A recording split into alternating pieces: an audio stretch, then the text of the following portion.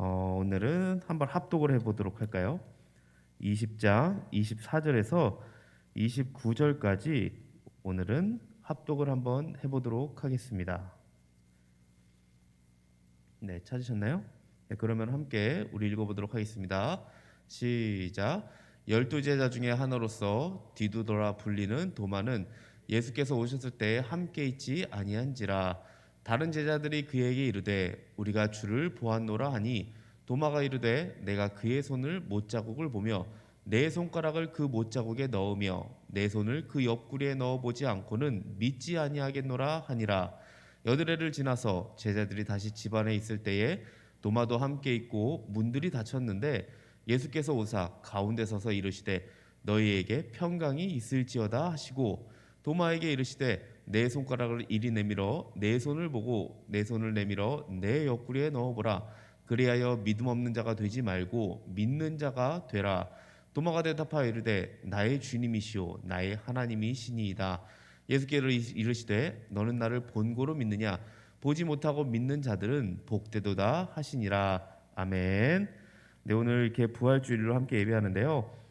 그래서 마태복음 강해를 조금 잠시 멈추고 그리고 예수님 부활에 대해서 우리가 함께 오늘은 말씀을 보도록 하겠습니다. 자, 그러면은 제가 항상 묻기는 하는 건데 중고등부에서도 물었던 것 같습니다. 우리에게 절기가 있죠. 여러 절기가 있습니다. 크게 우리는 성탄절, 부활절, 추수감사절, 이게 뭐 맥주감사절까지 뭐 네 절기를 보통은 지키는 것 같은데요. 근데 성탄절하고 부활절, 예수님이 탄생과 예수님이 부활하신 거 둘 중에 어느 게 더 중요할 것 같습니까?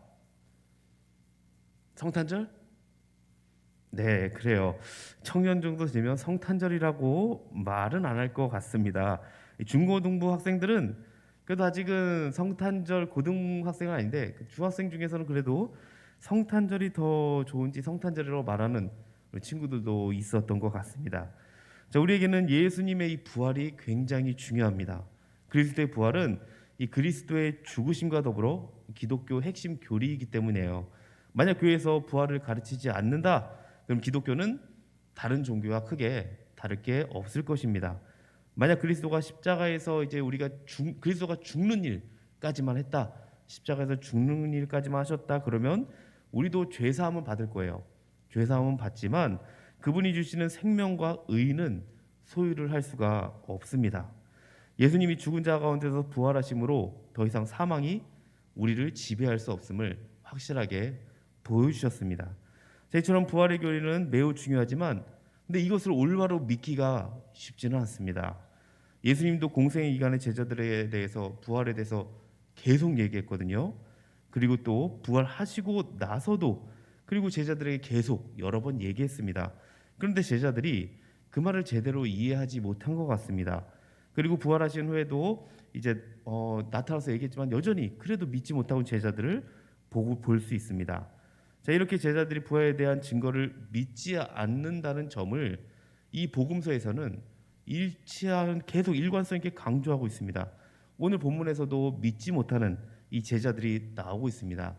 특별히 오늘은 이 12제자 중에서 우리가 도마에 대해서 한번 그 중심으로 오늘 부활에 대해서 함께 나누려고 합니다. 자, 당시 상황은 간략하게 말씀드리면 이렇습니다. 예수님께서 부활하신 바로 그날 저녁이에요. 저녁. 예수님의 제자들이 이 유대인들이 무섭습니다. 당연히 유대인들이 뭐 이렇게 자기들도 잡아갈까봐 무서움에 떨고 있는 것 같습니다. 그래서 문을 꼭 잠그고 이렇게 모여 있었습니다. 분명 막달라 마리아로부터 내가 주님을 봤다. 마리아가 주님을 아침에 보고 제자를 달려왔거든요. 그래서 주님을 보았어요 말을 들었지만 제자들은 에이 말도 안 돼. 무슨 예수님이 살아나셔서 이러면서 좀 무시해 버립니다. 한 번 정도는 좀 정말 주님이 살아나지 않았을까? 예전에 우리들한테 살아난다고 했으니까 이런 생각을 하면서 무시해 버리지는 않을 것 같거든요. 근데 무시해 버립니다. 자, 누가복음 24장 15절에서 16절을 한번 우리 살펴보도록 하겠습니다. 누가복음 24장 15절에서 16절을 함께 우리 읽어보도록 하죠. 시작. 그들이 서로 이야기하며 문해야 할 때에 예수께서 가까이 이르러 그들과 동행하시나 그들의 눈이 가리워져서 그인 줄 알아보지 못하거늘. 이게 무슨 말일까요? 이게 무슨 얘기일까요? 혹시 아시는 사람 있습니까? 여기 이 이야기가 무슨 이야기인지. 네, 두 제자 아시죠? 두 제자 이야기인데 엠마로 가던 두 제자 이야기입니다. 아마 보통 부활주의 설교할 때 이 본문도 좀 많이 하는 것 같습니다. 엠마로 가던 두 제자 이야기인데 예수님이 죽었다는 이 절망감을 갖고 고향으로 가고 있는 거예요. 그런데 어느 순간 자기들과 함께하고 있는 이 예수님을 동행하고 있는데도 알아보지 못하고 있습니다. 저 왜 알아보지 못했을까요? 자, 이 두 사람만 예수님을 알아보지 못했을까요? 아닙니다. 예수님과 친했던 여자들도 두려움 가운데 알아보지 못했습니다. 자, 예수님을 알아보지 못하는 이유는 다른 게 있는 게 아닙니다. 슬픔과 두려움과 절망적인 상황들이 예수님을 잊어버리게 한다는 거예요. 그래서 이런 말이 있습니다. 당신의 마음을 삼키는 것이 무엇이든지 그것이 당신의 삶을 지배합니다. 이런 말이 있어요. 지금 여러분의 삶을 지배하는 것은 무엇입니까? 여러분의 삶을 지배하는 게 뭐죠? 오늘 본문에서 제자들은 두려움에 사로잡혔습니다. 자, 그러다 보니까 예수님께서 부활하셨다라는 것은 그냥 꿈에도 생각하지 못했던 것 같습니다. 예수님께서는 분명 3일 만에 부활할 것이라고 계속 말씀했는데 제자들은 그 말씀을 까맣게 잊어버리고 있었던 거죠. 거기다가 여자들이 부활하신 주님을 직접 보았다고 했는데도 그 말도 귀에 들어오지 않은 것 같아요.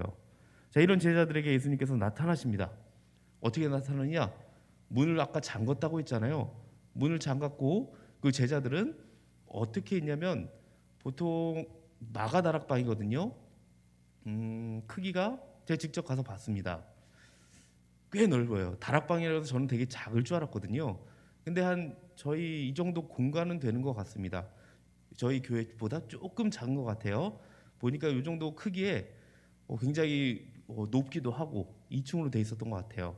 그래서 거기에서 있는데 동그랗게 모여 있는 겁니다. 보통은 이제 우리는 이렇게 일자로 앉아 있거나 뭐 이렇게 하는데 그 당시에는 모여 있다고 하면은 동그랗게 모여 있다고 보시면 될 것 같아요. 그 동그랗게 모여 있는 가운데 예수님이 딱 나타나십니다. 가운데에 이렇게 나타나셔서 문도 잠가져 있었다고 했죠.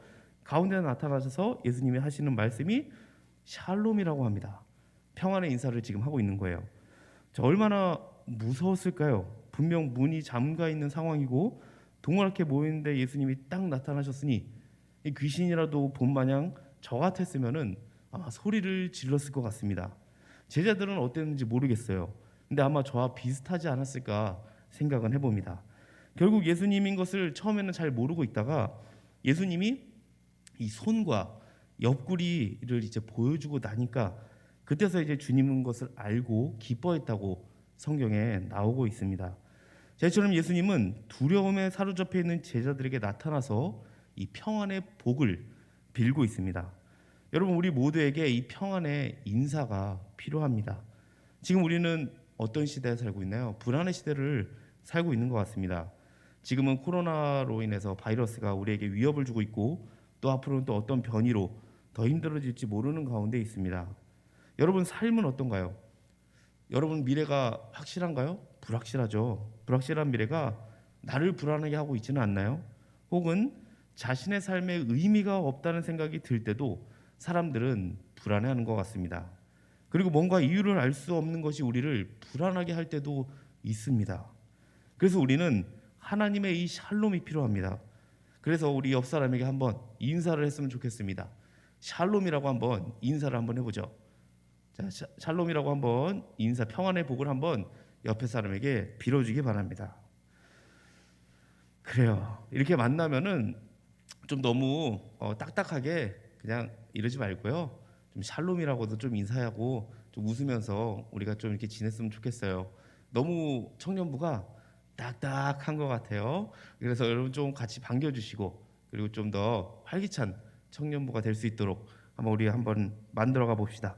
자, 요한복음 14장 27절을 보도록 하겠습니다. 요한복음 14장 27절 한번 같이 읽어보도록 할까요? 시작. 평안을 너에게 끼치노니 곧 나의 평안을 너에게 주노라. 내가 너에게 주는 것은 세상이 주는 것과 같이 아니하리라. 너희는 마음에 근심하지도 말고 두려워하지도 말라. 자, 예수님이 무엇을 말씀하고 있나요? 내가 주는 평안을 소유한 사람들은 능히 근심과 두려움을 이길 수 있다는 이 말씀 아닌가요? 하지만 우리가 평안을 생각할 때에 여러분이 한 가지 주의할 점은 있습니다.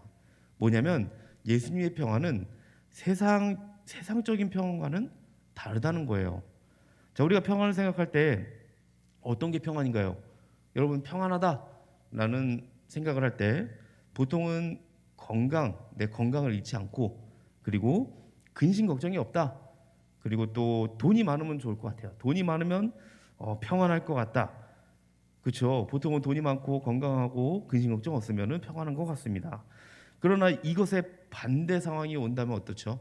반대 상황이 온다면 언제든 사라질 수 있는 것이 이 평안입니다. 그러니까 상대적이고 일시적인 평안이죠. 그런데 주님이 말씀하신 평안은 어떤 거냐면요, 어떤 상황에서도 절대 사라지지 않는 근원적인 평안입니다. 그러니까 인간 영혼의 아주 본질적인 거예요. 죽음도 빼앗아갈 수 없는 이 평안, 주님은 이것을 우리에게 주시기 원한다는 겁니다. 심리학에서 현대인의 고통, 문제들은 바로 이 내면의 불안의 문제라고 합니다. 반면에 이 성경에서 말하는 불안은 뭘까요? 죄로부터 옵니다. 타락한 인간 안에는 죄가 자리를 잡고 있어서 늘 불안이 있을 수밖에 없습니다. 여러분, 그래서 이 복음이 중요한 겁니다. 우리 인생의 문제의 답은 우리를 죄에서 구원하신, 우리 죄를 대속하신 그 주님의 사랑, 놀라운 사랑을 믿는 믿음 안에서 이것이 다 해결되는 것입니다. 여러분, 예수님의 평안 가운데 거하시기 바라요. 하나님의 샬롬을 누리는 모든 우리 주님의 청년들이 되기를 소망합니다. 자, 제자들이 부활하는 것을 믿는 것이 얼마나 어려웠는지 도마의 경우를 통해서 또 한 번 분명하게 나타나고 있습니다. 25절을 한번 같이 읽어보죠. 25절에 도마가 어떻게 부활을 믿는 것이 어려웠는지 한번 읽어보도록 하겠습니다. 25절 같이 없나요? 없으면 그냥 여러분이 찾으시기 바랍니다. 자, 25절. 자, 한번 다른 제자들이에요. 시작. 다른 제자들이 그에게 이르되 우리가 주를 보았노라 하니 도마가 이르되 내가 직접 예수님 손에 있는 못자국을 보고 내 손가락을 그분의 못 박힌 곳에 찔러보고 내 손을 그의 옆구리에 넣어 보기 전에는 믿지 아니하겠노라 하니라. 근데 여러분이 이런 도마의 말, 지금 이 도마가 한 얘기거든요. 이게 이해가 되십니까? 저는 이것을 보면서 어떻게 저럴 수가 있지? 라는 생각이 들어요. 굉장히 도전적인 사람인 것 같아요. 소극적인 저 같은 사람한테는 상상할 수 없는 그런 말입니다. 여러분이 도마를 떠올린다면 어떤 생각이 드시나요? 도마. 의심 많은 제자, 보통 이렇게 이해하고 있으시죠? 맞습니다. 도마는 뭐든지 쉽게 믿는 사람은 아니었던 것 같아요. 어떤 것을 보던 의심을 하고 한번 보는 것 같습니다. 자, 하지만 성경에서 가장 억울한 사람 중 한 명이기도 합니다. 예수님 제자들 중에서도 부활하신 예수님을 보지 않고 믿는 사람은 없었어요. 여러분이 아까 봤겠지만 다 보고 믿었거든요. 예수님 직접 이 창 찔린 자국과 손에 못 박힌 자국 다 보고 믿었습니다. 도마의 잘못이라면 예수님이 나타나셨을 때 그 자리에 도마만 없었거든요. 뭐 그런 것 같아요. 왜 도마만 그 자리에 없었는지 기록이 안 돼 있어서 잘 모르겠지만 주님은 또 이것을 통해서 우리에게 교훈을 하고 있습니다. 도마의 원래 성격은 쉽게 믿지 못하는 것 나와 있죠. 거기다가 용감하고 솔직하고 배우려는 이 열의가 있는 사람으로 성경에는 기록이 되어 있습니다. 정말 그런지 한번 요한복음 11장 16절을 한번 보도록 하겠습니다. 요한복음 11장 16절 한번 보도록 하죠. 자, 네, 이거 아니네요. 죄송해요. 아까 20장인가 봐요. 20장인가 봐요. 20장 16절인데 그냥 읽어보도록 할게요. 제가 아까 우리가 읽은 거예요. 디두모라고도 하는 도마가 다른 제자들에게 말하되 우리도 주와 함께 죽으러 가자 하니라. 자, 디두라고 하는 도마가 다른 제자들에게 얘기하는데 우리도 함께 죽으러 가자, 이렇게 용감하게 말하는 겁니다. 열정도 있었고요. 다른 사람들은 좀 주저할 때 용감하게 나설 수 있는 담대함도 있었던 것 같습니다. 자, 이런 도마도 부활을 믿지 못해요. 그런데 지금 현대인들이 부활 메시지를 받아들이지 못하는 것은 당연한 일인지도 모르겠습니다. 심지어 교회를 다니면서 예수님의 부활을 믿지 못하는 사람들을 종종 봤습니다.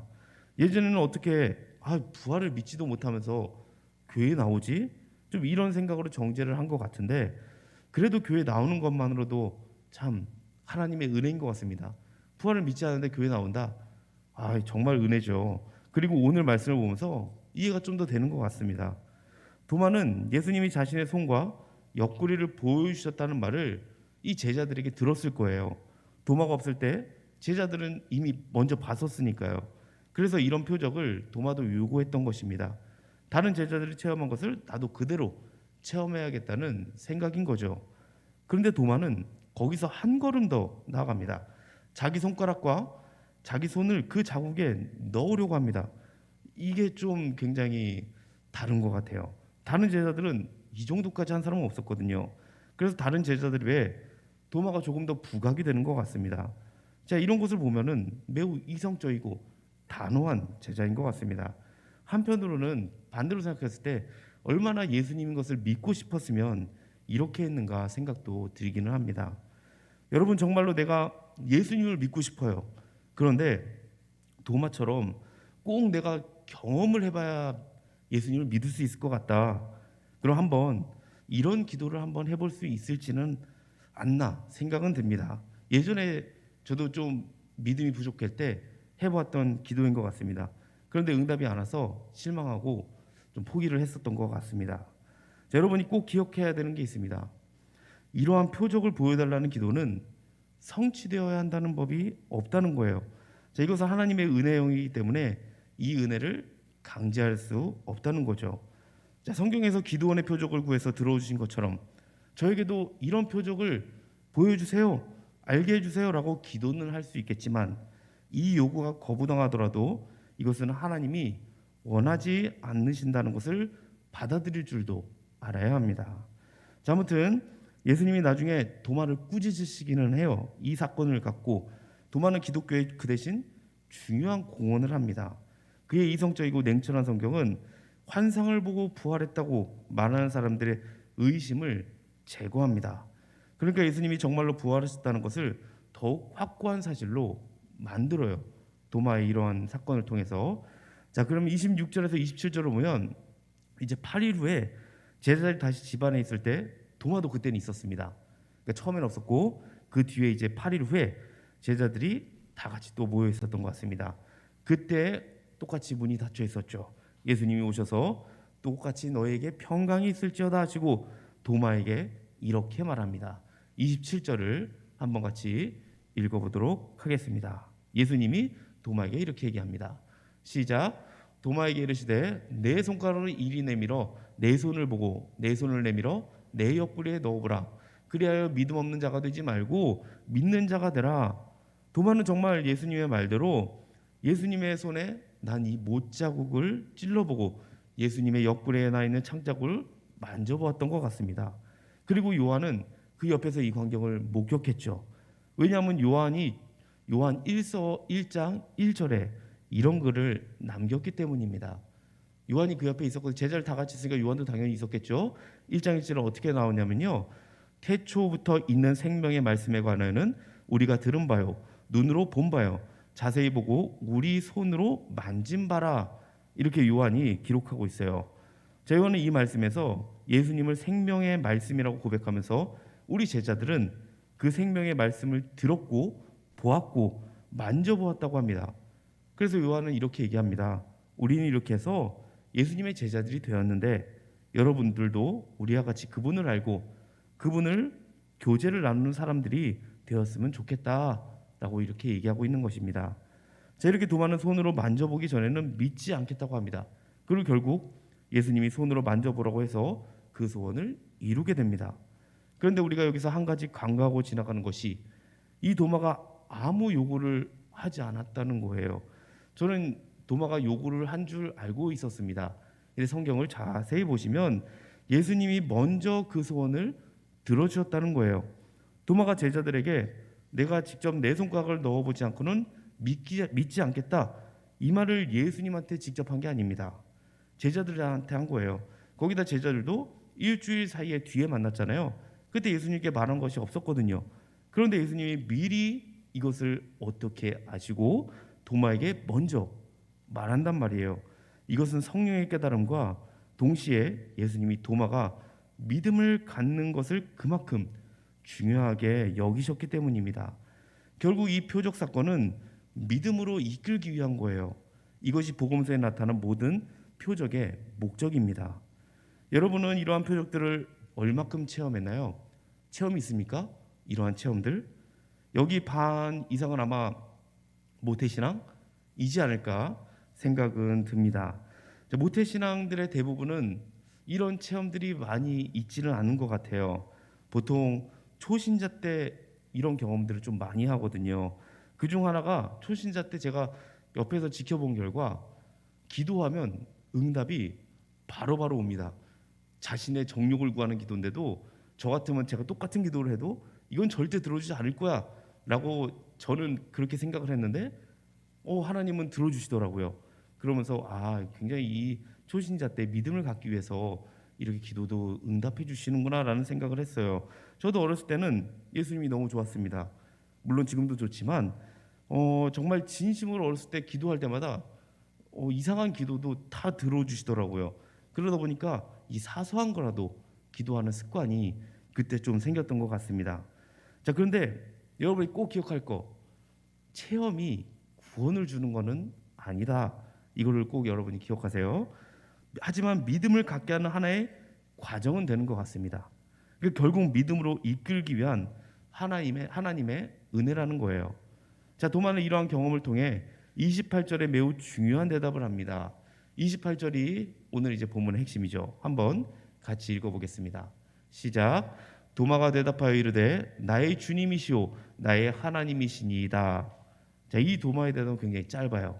근데 매우 중요한 내용을 담고 있습니다. 왜냐하면 신약 전체에서 가장 중요한 구절 중에 하나이기도 합니다. 이 구절은 주와 하나님이라는 말은 이 구약에서 항상 하나님을 나타내는 표현으로 사용이 됐어요. 거기다가 주와 하나님뿐만 아니라 주와 하나님, 나의 주와 나의를 담고 있죠. 첨가해서 나의 주와 나의 하나님이라고 합니다. 자, 이것은 예수님이 인격적으로 나의 하나님이라는 의미예요. 하나님으로 고백하는 것은 성경이 그냥 원하는 것 중에 일부분에 불과합니다. 성경 메시지는 이것을 넘어서 우리가 인격적으로 하나님을 고백하기 원해요. 도마는 이 고백으로서 예수님이 모든 인간과 능력보다 그리고 사단과 죽음보다 더 크신 분이심을 표현한 거예요. 우리가 어떤 사실을 인식하는 데는 경험이 굉장히 중요합니다. 하지만 제가 아까도 얘기했듯이 경험이 전부가 아닙니다. 어떤 것은 경험이 아니라 이성을 통해서 인식할 수 있는 것도 있습니다. 또 어떤 것은 경험이나 이성을 통해서가 아니라 단순히 믿고 받아들임으로써 깨닫는 진리도 있습니다. 그래서 예수님은 도마에게 이렇게 말씀하십니다. 너는 나를 보았기 때문에 믿느냐? 나를 보지 않고 믿는 사람들은 복이 있다. 그렇게 해서 오늘 29절에 예수님이 말씀하십니다.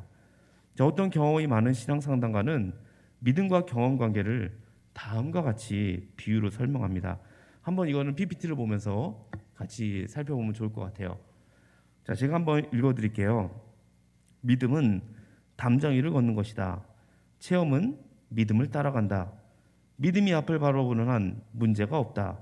그러나 그가 체험을 보려고 몸을 돌리는 순간 그는 흔들린다. 우리 믿음은 체험에 의존하지 않고 말씀과 약속을 붙들고 있다. 이것이 열광주의와 분명히 구분되는 경계선이다. 라고 어떤 신앙 상담가가 이렇게 얘기를 합니다. 29절에 예수님이 하시는 말씀은 바로 이러한 의미입니다.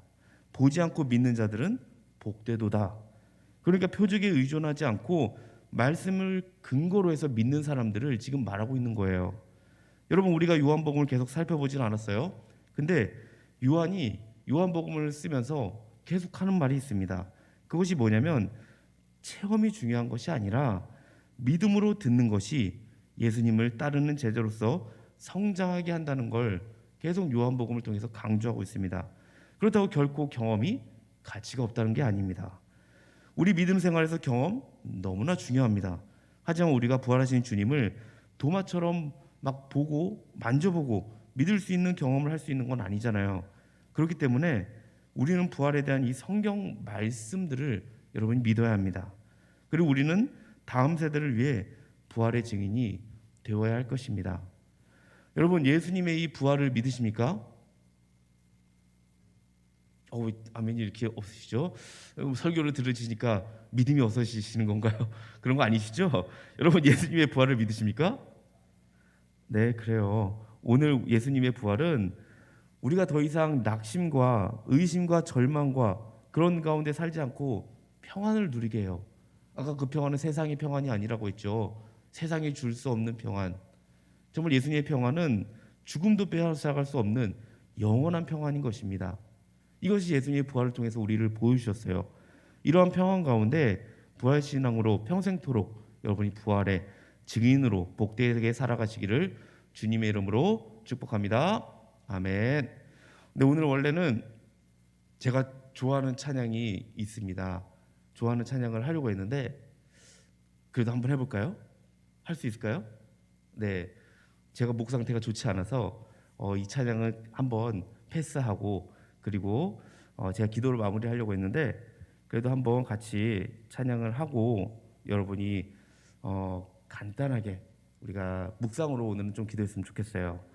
자, 한번 여호와는 너에게 복을 주시기를 원하며 너를 지키시기를 원하시며 여호와는 그 얼굴을 너를 향하여 드사 은혜와 평강 주시기를 원하노라. 네, 주님은 우리에게 약속하신 분이십니다. 그 약속을 굳게 잡고 오늘 우리가 믿음으로 나아갔으면 좋겠습니다. 우리 함께 이것을 찬양하고 우리 함께 묵상으로 기도하는 시간을 갖도록 하겠습니다.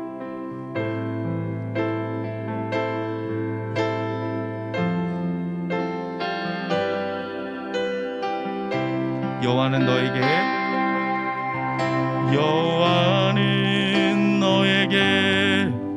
복을 주시기를 원하며 너를 지키시기를 원하시. 여호와는 그 얼굴을 너를 향하여 드사 은혜와 평강 주시기 원하노라. 여호와는 너에게 복을 주시기. 한 번 더. 여호와는 너에게 복을 주시기를 원하며 너를 지키시기를 원하시며 여호와는 그 얼굴을 너를 향하여 드사 은혜와 평강 주시기 원하노라. 너는 보배롭고 존귀하게 너를 보배롭고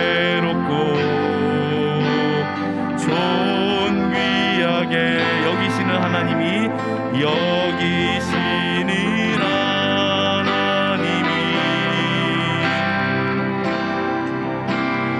내 삶 속에서 이 약속을 신실하게 이루시리.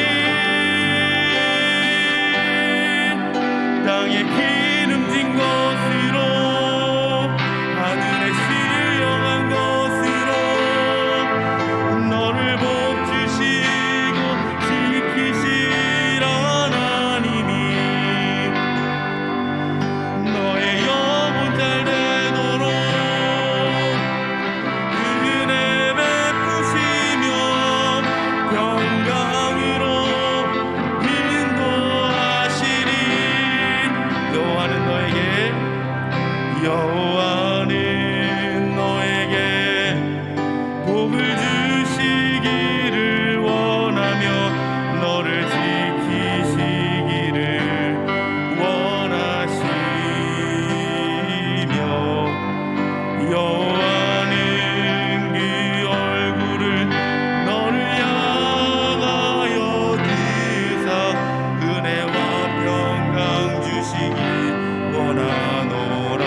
너는 보배롭고 존귀하게 너는 보배롭고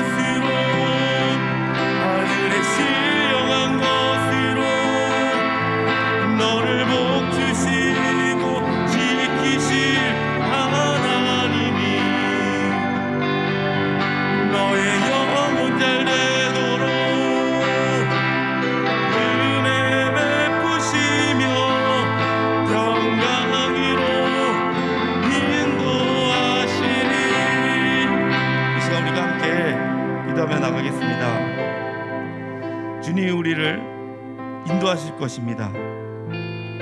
평강으로, 우리에게 평안으로 인도하실 거예요. 세상이 줄 수 없는 그 평안으로 우리를 인도하실 것입니다. 주님께서 우리에게 약속하신 그 약속을 굳게 붙잡고 이 시간 우리가 함께 기도했으면 좋겠습니다. 오늘은 우리의 마음의 묵상으로 함께 기도했으면 좋겠습니다. 특별히 부활절을 맞이해서 오늘 부활에 대해서 다시 한번 우리가 생각하면서 우리가 미래적인 이 죽고 나서 다시 우리가 부활할 수 있다는 그 믿음만 아니라 지금 이 현재의 삶 속에서도 주님의 그 부활을 우리가 소망을 갖고 살아갔으면 좋겠어요. 그 부활 소망이 있다면 여러분의 근심과 걱정 그리고 두려움 모든 것이 다 사라질 것입니다. 이것을 믿음으로 우리가 함께 기도했으면 좋겠습니다. 어떠한 상황에서도 주를 붙잡고 흔들리지 않는 믿음 가질 수 있도록 우리가 마음속으로 함께 기도하며 나가도록 하겠습니다. 우리 같이 기도하도록 하겠습니다.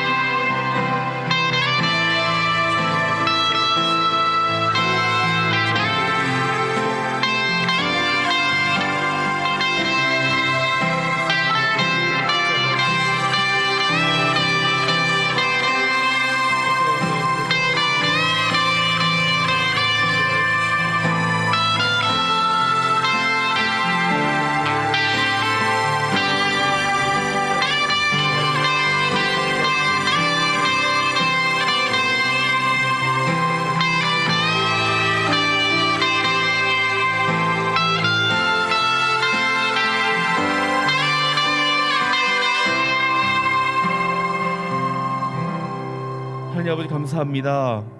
우리에게 은혜와 평강으로 복을 주시기를 원하는 그 하나님의 약속을 굳게 믿으며 나아갑니다. 오늘 우리에게 하나님 말씀 주신 거 우리가 기억하면서 우리가 부활 신앙으로 늘 하나님 바라보면서 살게 하여 주시옵소서. 주님의 그 소망이 우리 안에 넘치기를 소망합니다. 주여 하나님 은혜 베풀어 주시고 늘 하나님 바라볼 수 있는 믿음 더하여 주시옵소서. 믿음이 부족합니까? 주여 우리에게 믿음을 더하여 주시고 믿을 수 있는 말씀으로 우리에게 채워 주시옵소서. 말씀과 기도가 늘 하나님 아버지 있게 하여 주시고 우리의 삶 가운데서도 늘 주님을 예배하는 삶으로 살아갈 수 있도록 주여 붙잡아 주시옵소서. 감사드리며 예수님 이름으로 기도합니다. 아멘.